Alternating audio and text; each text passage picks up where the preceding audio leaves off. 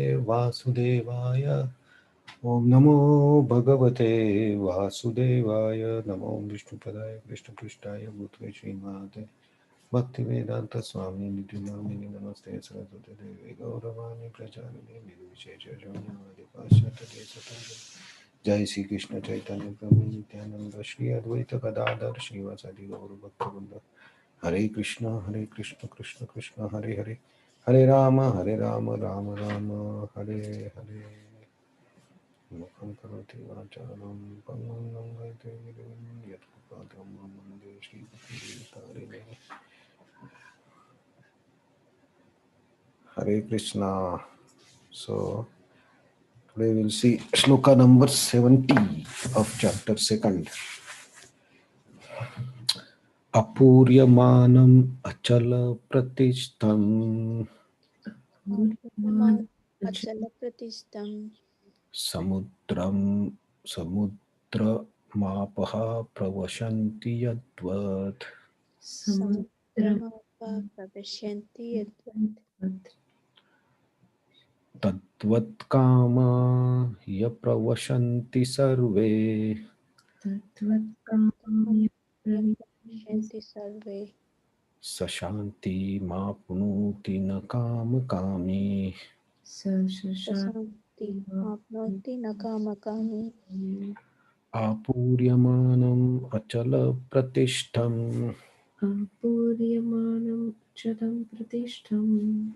samudramapah pravashanti yadvat tadvat kamayam pravashanti sarve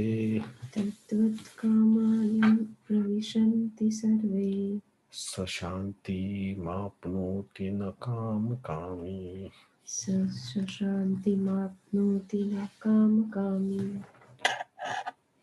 Please chant.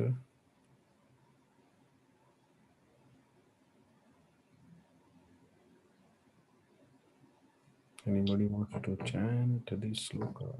Apriyamanam achala-pratistham samudramapa pravashyanti yadvat tadvat kamayam pravashyanti sarve sasanti mapnoti nakamakami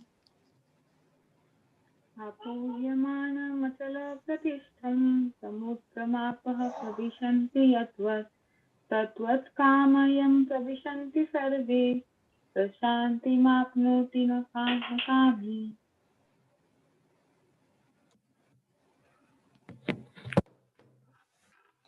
Okay, so the translation and purport.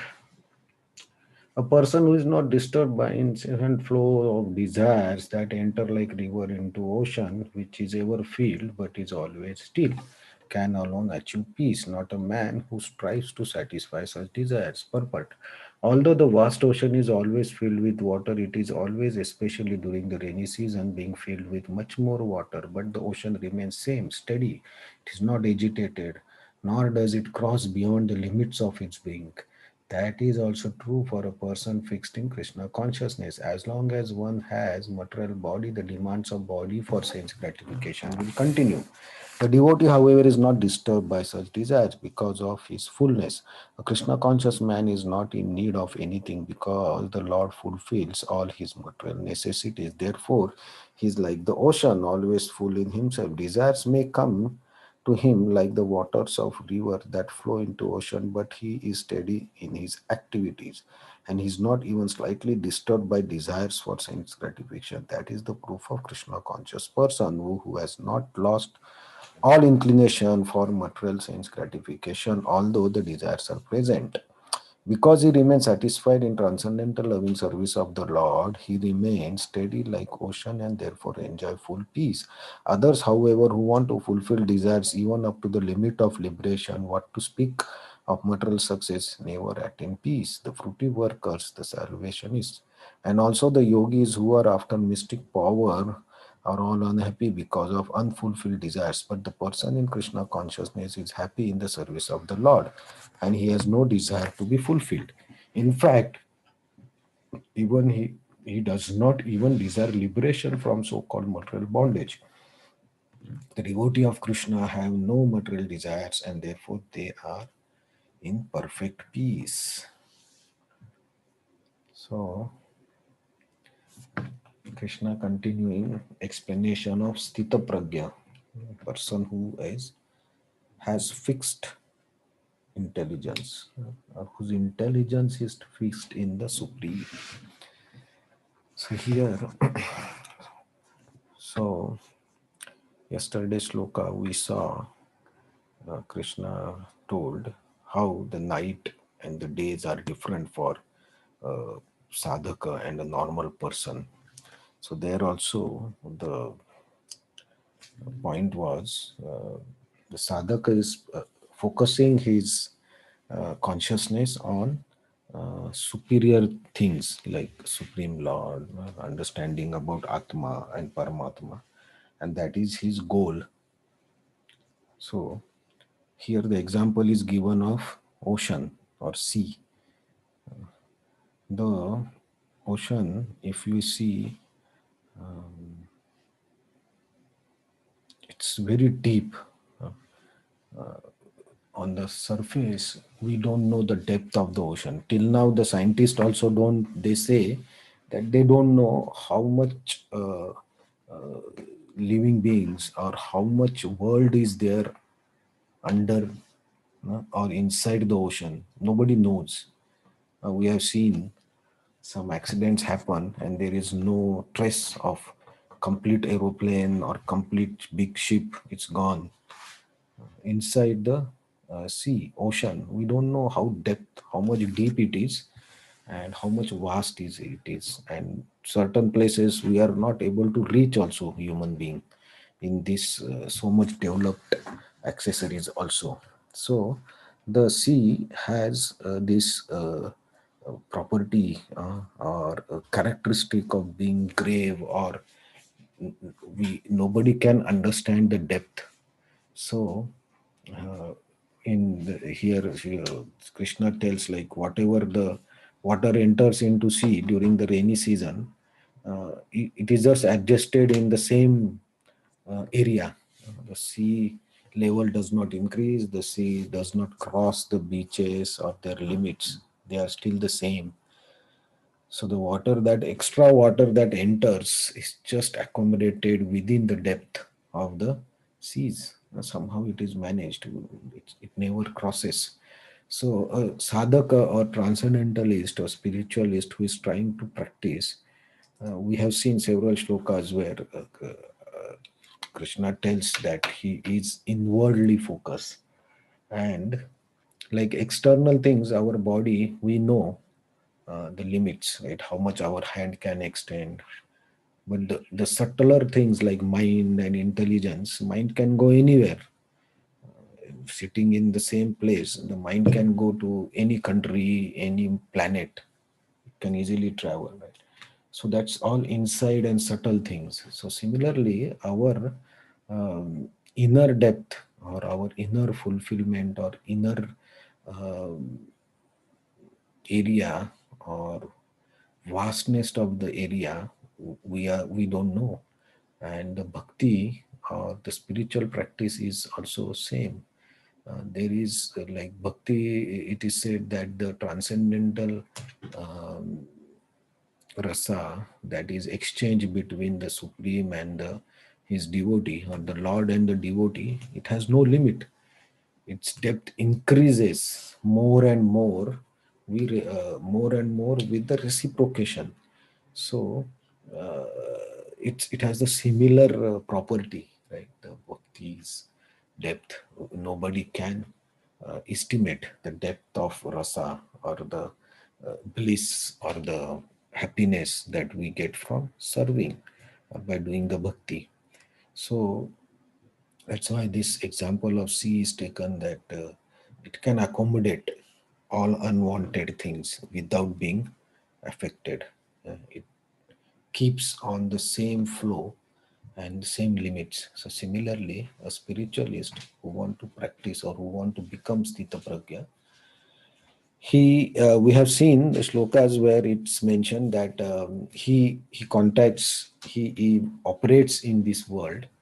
his senses are in touch with sense objects, but he has control over his senses when they interact with the sense objects.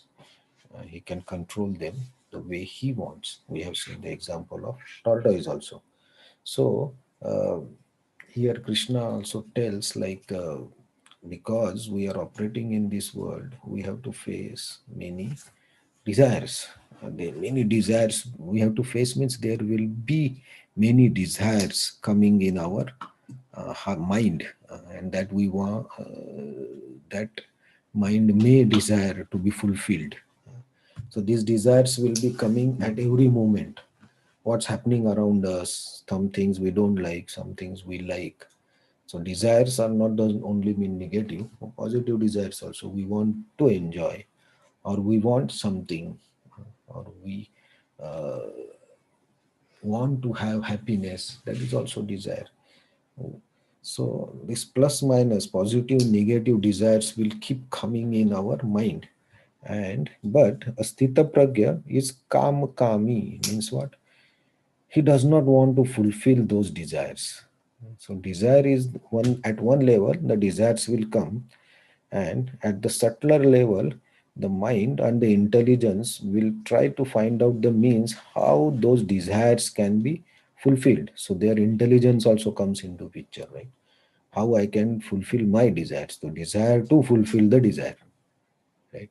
So this is subtler, that we don't understand the how it operates.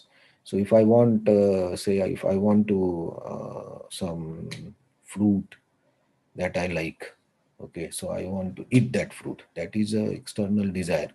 But on the background the intelligence will tell you, oh, it is available in so and so shop.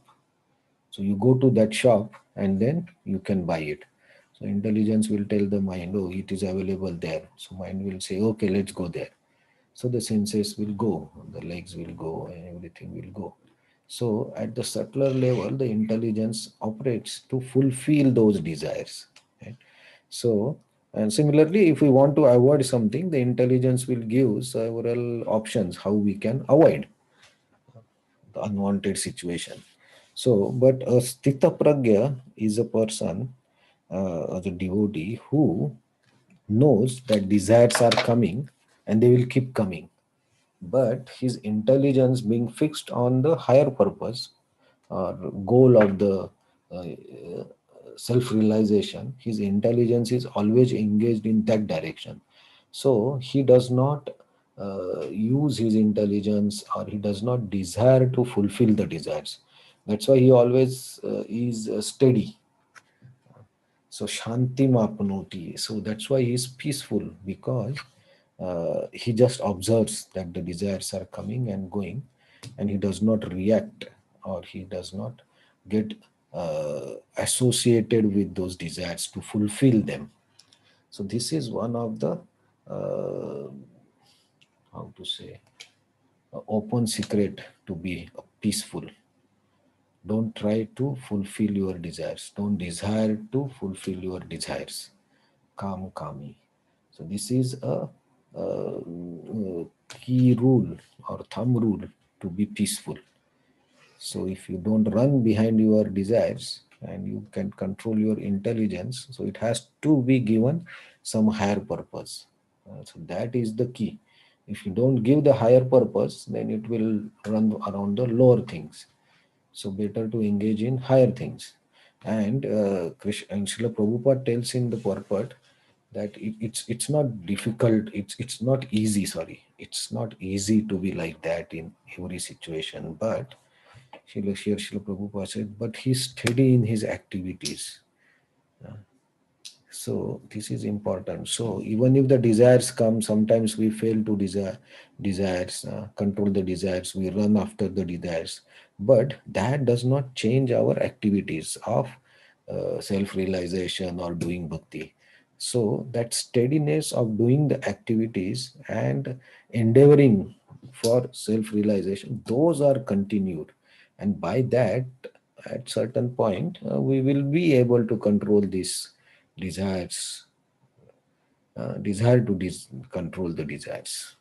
So how this can be done, Krishna I think will tell in more couple of shlokas about the Sthita Pragya, and then he will summarize.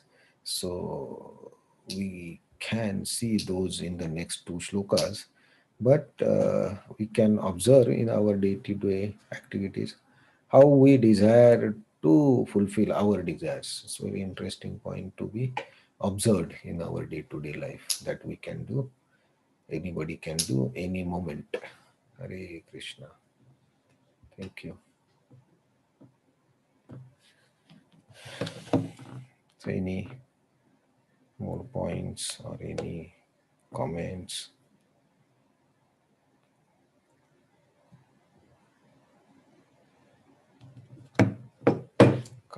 Kami.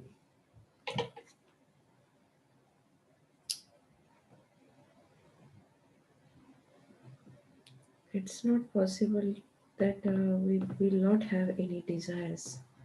That's not possible. We will have some desires. And so we want to satisfy the desires.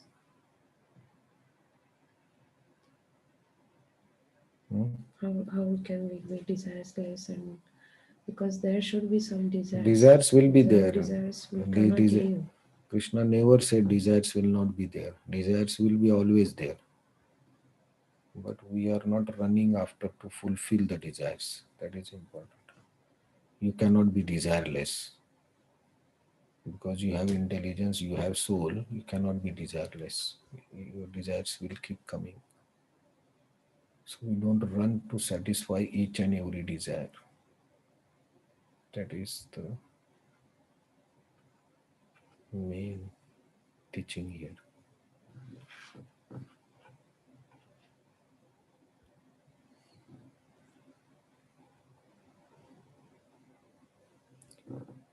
Okay, Hare Krishna. Thank you very much. We'll see tomorrow more about Sthita Pragya. Hare Krishna. Hare Krishna. Thank you. Hare Krishna. Thank you so much.